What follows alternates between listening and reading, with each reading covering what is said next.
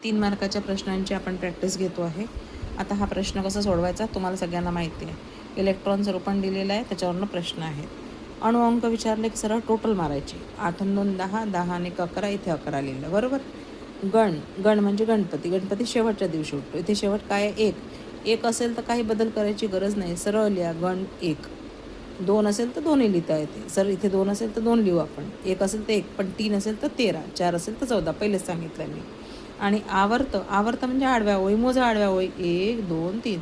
तर आवर्त कोणते? तिसरे लिहायचं असेल तर आवर्त तिसरे लिहा, आवर्त तिसरे किंवा तिसरे आवर्त, असं 3 मार्काचे 3 प्रश्न झाले. आता हा प्रश्न पहा किती सोपा आहे. इथे तुम्हाला काय विचारलेलं आहे की किरण AB, किरण CD आणि किरण GH याचं तुम्हाला हे लिहायचं आहे, नावं लिहायचे आहे. तर समजा ही काचेची चिप आहे, याला आपण घर समजू. आता या घरात येणारा, इकडनं बाहेरून येणारा किरण हा येणारा, याला आपाती म्हणू किरण, ठीक आहे. तो घुसला आतमध्ये, त्याची दिशा बदलली, आतमध्ये घुसला.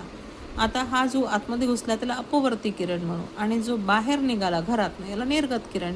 तर सरळ सरळ ABच्या समोर तुम्हाला आपाती किरण लिहायचं, CDच्या समोर अपवर्ती किरण लिहायचं, आणि किरण GHच्या समोर तुम्हाला काय लिहावं? निर्गत किरण. किरण शब्द तिथेच दिसतात, फक्त तुम्हाला आपाती, अपवर्ती आणि निर्गत हे 3 शब्द चांगले लक्षात ठेवावं लागतात.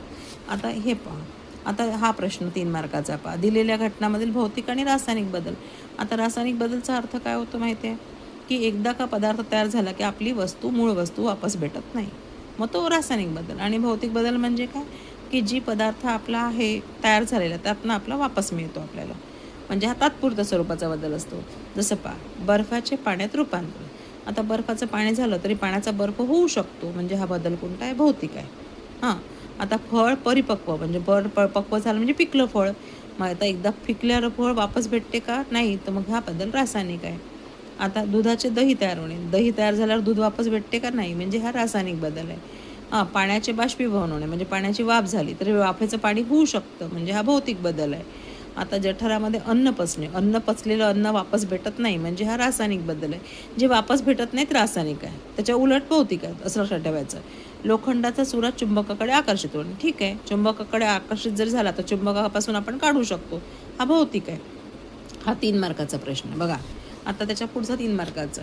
इथे आकृती दिलेली आहे, व्यवस्थित बघा, आणि आकृतीवर उत्तरं तुम्हाला सहज देता येते. की कोणत्या मूलद्रव्याची विशिष्ट उष्माधारकता सर्वाधिक आहे? आता सर्वाधिक कोण दिसते तुम्हाला? हा लोखंड आहे. आणि स्पष्ट करा, काय लिहाल तुम्ही?